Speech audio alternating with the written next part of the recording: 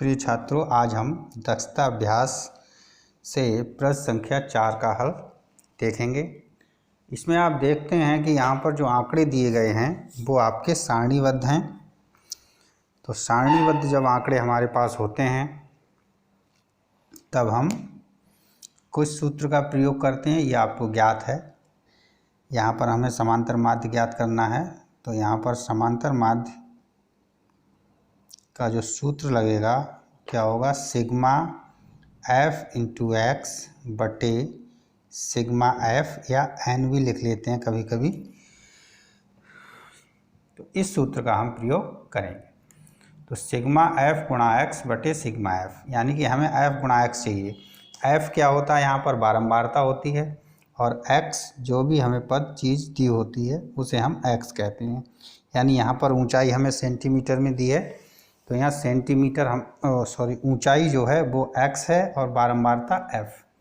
अब एक हम सारणी बना लेते हैं, फिर उसी सारणी में ऊंचाई, बारंबारता और fx, ये 3 कॉलम बनाते हैं। इसके बाद इसे हल करते हैं। इस तरह से हम सारणी बना लेते हैं जिसमें ऊंचाई, बारंबारता और f गुणा x, ये 3 कॉलम होते हैं। ऊंचाई हमारी यहाँ शुरू हो रही है 142.5, फिर 143.5, 144.5, 145.5, 146.5 और 147.5। इसी तरीके से बारंबारता 3, 5, 7, 7, 3, 2। ठीक है, ये हम अपनी सारणी जो प्रश्न में दिया हुआ है हम उसे उतार लेते हैं। अब हमें क्या करना है, गुणा कर लेनी है। तो हम गुणा कर लेते हैं सिंपल। 3 पंजे 15, हासिल 1, 3 दूनी 6, 1 7, 3 चौक 12, हासिल 1, 3 एकम 3 और 1 4, 1 के बाद यहाँ दशमलव आ गया। 5 से 5 पंजे 25, हासिल 2, 5 तियाँ 15 और 2 17, हासिल 1, 5 चौक 20, 1 21, हासिल 2, 5 एकम 5 और 2 7, 7 पंजे 35, हासिल 3 और 7 चौक 28 और 3 29, 30, 31, हासिल 3, 7 चौक 28, फिर 31 हो गया, हासिल 3, 7 एकम 7 और 3 10, फिर 7 से 7 पंजे 35, हासिल 3, 7 पंजे 35 और 3 38, हासिल 3, 7 चौक 28 और 3 31, हासिल 3, 7 एकम 7 और 3 10, 3 से 3 पंजे 15, हासिल 1, 3 छक 18, 1 19 के 9, हासिल 1, 3 चौक 12, 1 13, हासिल 1, 3 एकम 3 और 1 4, 2 पंजे 10, हासिल 1, 2 सत्ते 14, 1 15, हासिल 1, 2 चौक 8, 1 9, 2 एकम 2। ये आपकी गुणा होगी। गुणा के बाद हमें फॉर्मूले में sigma F x into sigma F x बटे एफ चाहिए। तो यहाँ सिग्मा एफ एक्स के लिए एफ एक्स वाले कॉलम को जोड़ लेंगे, सिग्मा एफ के लिए एफ वाले कॉलम को जोड़ लेंगे। 5 और 3 8, 8 और 7 15, 15 और 7 22, 22 और 3 25 और 2 27। एक बार और चेक कर लो, 2 और 3 5, 5 और 7 12, 12 7 19, 1 20, 4 24 और 3 27। सिग्मा एफ एक्स को जोड़ लेते हैं। 5 और 5 10, 5 15, 5 20, 5 25 के 5, हासिल 2, 2 7 9 और 7 16, 16 और 1 17, 17, 17 और 8 25, 25 और 9 34, 34 और 5 39 के 9, हासिल 3, 3 और 2 5 और 1 6, 1 7, 1 8, 8 और 3 11, 11 और 9 20, हासिल 2, 2 1 3, 1 4,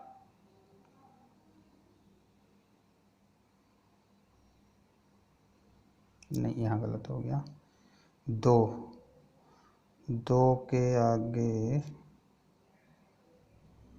हाँ 2 यहाँ शुरू होगा, 2 और 4 6, 6 और 7 13, 13 और 4 17, 17 और 2 19 के 9 हासिल 1 और 1 2 1 3, ये आ जाएगा 3909.5। हाँ तो ये जोड़ने के बाद ये आया। अब इन वैल्यूज़ को हम अपने सूत्र में लगा लेंगे। हमारे पास सूत्र क्या है, ये देखिए, ये सूत्र है सिग्मा एफ एक्स बटे सिग्मा एफ समांतर माध्य का।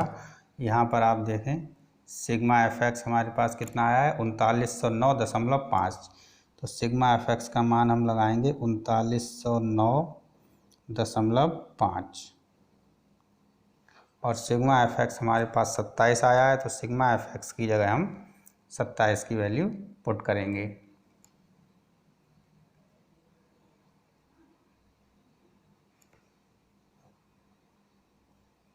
इस तरीके से अब 27 से हम इसे भाग लेंगे। 27 से भाग देने के बाद ये आपका आएगा 144.796 और अगर राउंड फिगर में इसे आप लिखना चाहें तो 144.80, ये आपका समांतर माध्य यहाँ पर निकल के आएगा इस प्रश्न का। यानी कि जो छात्रों की ऊंचाई है, औसत ऊंचाई, वो है आपकी 144.80, या हम कह सकते हैं ऊंचाइयों का समांतर माध्य 144.80 सेंटीमीटर है। ये आंसर हुआ आपका। प्रश्न संख्या 5, नीचे दी गई तालिका में किसी क्षेत्र के एक वर्ष में विभिन्न खाद्यान्नों में उत्पादन के आंकड़े दिए गए हैं। आंकड़ों का पाई ग्राफ निरूपण कीजिए। हमें इसका पाई ग्राफ बनाना है, तो इस तरीके से हम ये सारणी बना लेते हैं। अनाज जो हमें दिया गया है, उत्पादन उसका, उसके बाद हमें कॉलम अगला होता है हमारा संपूर्ण का भाग और केंद्रीय कोण। ये सब चीज़ें आपको बताई जा चुकी हैं पिछले वीडियोज़ में, वीडियो लेक्चर्स में, आप देख सकते हैं वहाँ। अब देखें उत्पादन लाख टन में, तो सबसे पहले हम क्या करते हैं, इनका योग कर लेते हैं। यहाँ क्या है 4 और 4 8,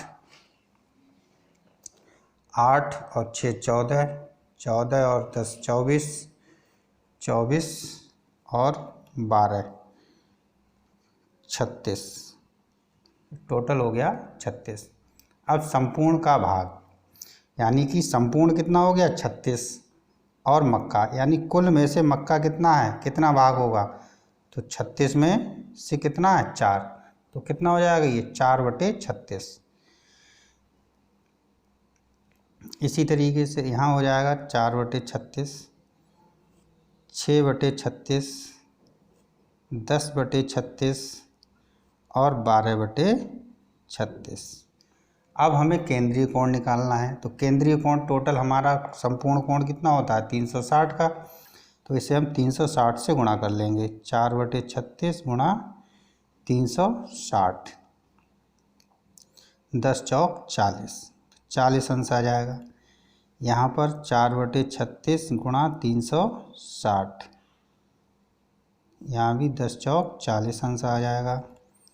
6/36 गुणा 360, 36 एकम 36, 0 10 छंग 60 अंश। 10/36 गुणा 360, तो ये आपका आ जाएगा 10 दाई 100 अंश। और 12/36 गुणा 360, ये आप काटेंगे तो 10 और 120 अंश। इस तरीके से आपको केंद्रीय कोण मिल जाएंगे। अब हमें बनाना है केंद्रीय कोण, जब हमें मिल गए इसके बाद हमें बनाना है पाई ग्राफ। तो पाई ग्राफ के लिए सबसे पहले कोई भी त्रिज्या लेकर हम एक वृत्त खींचते हैं। तो देखें यहाँ पर हम एक वृत्त खींचेंगे किसी भी त्रिज्या का।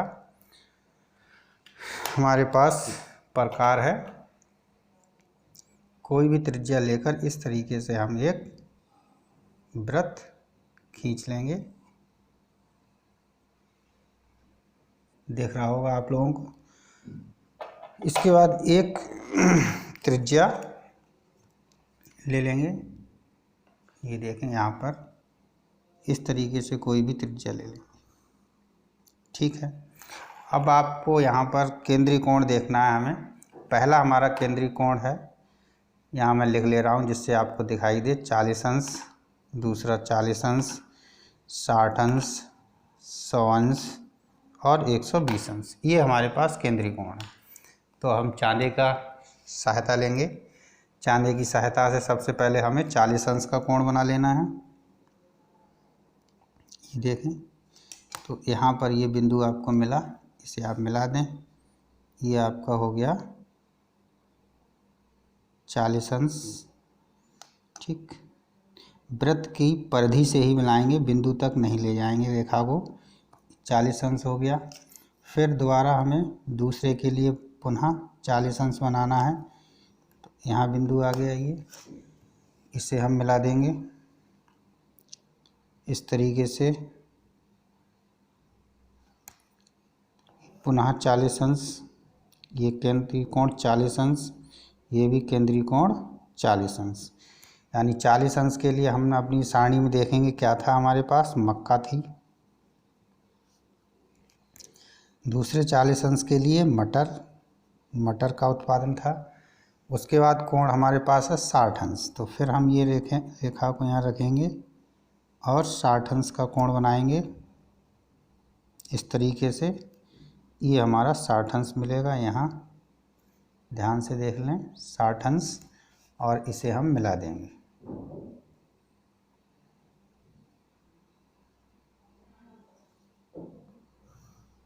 ये 60 अंश हो गया, ठीक। 60 अंश के बाद 100 अंश का कोण बनाना है।